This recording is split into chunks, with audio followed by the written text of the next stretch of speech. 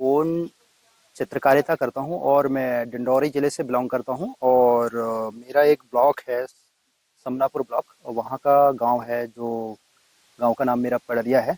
मैं पड़रिया से बिलॉन्ग करता हूँ इस तरह से। तो इस तरह से ये गोंड पेंटिंग कहलाता है। और गोंड पेंटिंग जो है पहले चुई मिट्टी गेरू मिट्टी से बनती थी, और पलास के जो होली टाइम पे 1 ईयर पे 1 टाइम पे खिलता है उसके, और पत्थरों के आउटर सरफेस और पेड़ों की जो छाल होती है उससे बनाते थे। और हम इस तरह से हमारे जो मढ़िया होते थे या हमारे घरों के सामने जो वॉल के एकदम सामने, तो उस पे हम पहले जो है ऑस्पेशियस के लिए मतलब जो है पेंटिंग गोंड पेंटिंग बनाते थे। और इनमें हमारी पॉजिटिव एनर्जी जो है बरकरार रहती है इस तरह से। तो इस तरह से हम पेंटिंग बनाते हुए अपने कल्चर को रिप्रेजेंट करते हैं ऐसा। और आज भी हम अपने कल्चर के बारे में जो है इसमें डीपली स्टडी करके जो है लोगों से पूछ करके, और हमें जितना भी जैसे आज हम मैं मतलब लोगों को पूछते हैं और इस तरह से वो बताते हैं, तो हम बड़ी इंटरेस्ट से उनको जो है पूछते हैं, तो वो जो बताते हैं हम उनको ही पेंटिंग के माध्यम से लाते हैं। और ये हमारी इस तरह से गोंडी चित्रकारिता कहलाती है और गोंडी कला।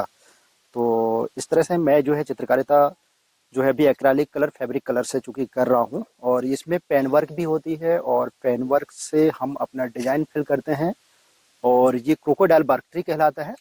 और इसके नीचे जो बाग है, तो ये बाग जो है हम उइके जो धुर्वे और उइके चूंकि सेम सरनेम मैच है, और इस तरह से इनकी थोड़ा थोड़ा सिमिलर होती है। और कुसराम सरनेम के लोग जो होते हैं, तो कुसराम ट्राइब जो है अपने शादी जो उनके बहू बेटियां या शादी जो विवाह होती हैं बेटों की, तो उनमें स्पेशल जो है टाइगर की पूजा करते हैं कुसराम सरनेम के लोग ऐसा। गोंड ट्राइब में, प्रधान ट्राइब में, बैगा ट्राइब में, इसमें।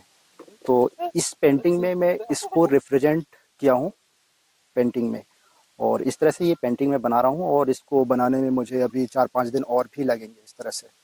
और इस तरह से जो है ये पेंटिंग, ये फिलहाल मैं बैठा हूँ बैगा हाट पे अभी, बालाघाट जिला बैगा हाट टूरिज्म बोर्ड की ओर से। और ये अभी स्थान है मुक्की पे।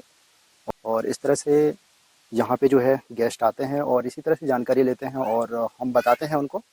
और ये गोंड आर्ट जो है यहाँ पे प्रमोशन भी होती है, साथ में सेल भी होती है इस तरह से। और संभावनाएं हमारी ये अच्छी ये है कि यहाँ गेस्ट अच्छे से आएँ और हम उनको और भी इंटरेस्ट, ये जो थीसिस होती हैं कला की, अच्छे से बता सकें इस तरह से। और हम अपने आर्ट के माध्यम से कल्चर को रिप्रेजेंट कर सकें इस तरह से। और बैचलर ऑफ फाइन आर्ट करने के बाद जो है इंटीरियर डिजाइनर का काम मिलती है, या कई प्राइवेट सेक्टर के काम मिलते हैं। तो इसी तरह से हमारे वॉल पे और स्पेसियस के लिए हमारे गोंड पेंटिंग भी कहीं ना कहीं लोगों के घरों में, इंडियन लोगों के घरों में इन्वॉल्व हो चुके हैं ऐसा। उनके घरों पे हमारी गोंड आर्ट की पहुंच बन चुकी है। तो इस क्षेत्र में संभावनाएं अभी जो है हमारी मतलब कैरियर ऑप्शन के रूप में हम कह सकते हैं कि इस क्षेत्र में भी कैरियर ऑप्शन है।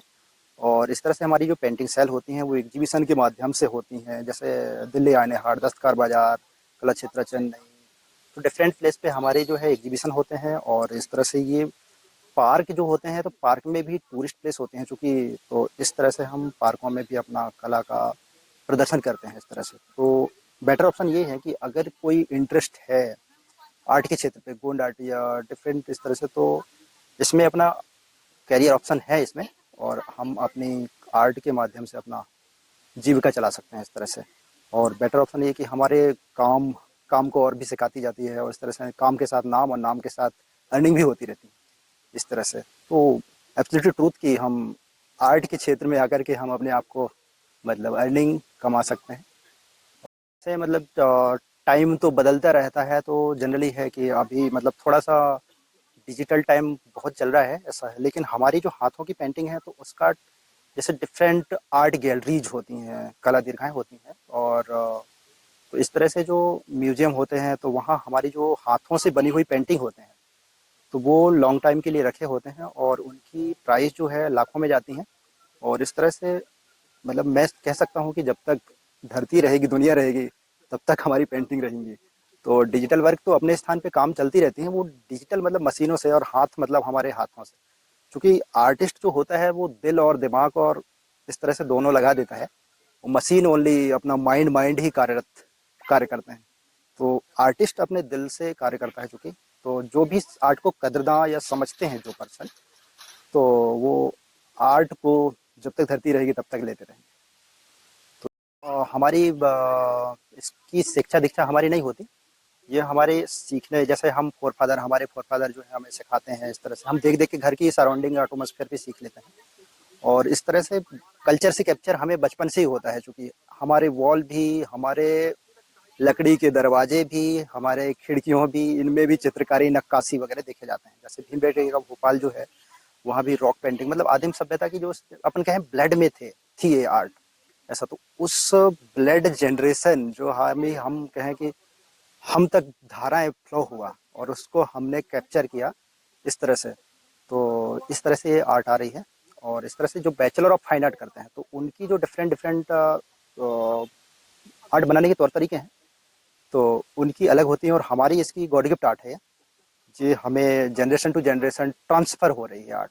ऐसा तो ट्रांसफर्ड आर्ट आर्ट है जो ये गोंड आर्ट कहलाती है। तो एक्चुअली ऐसा है कि ये हमारे साथ, मतलब जैसे हमारे जो जनरेशन है, समुदाय है, तो वो इसको आगे बढ़ा रही है, ट्रांसफ़र कर रही है एक जनरेशन से दूसरे जनरेशन तक, इस तरह से।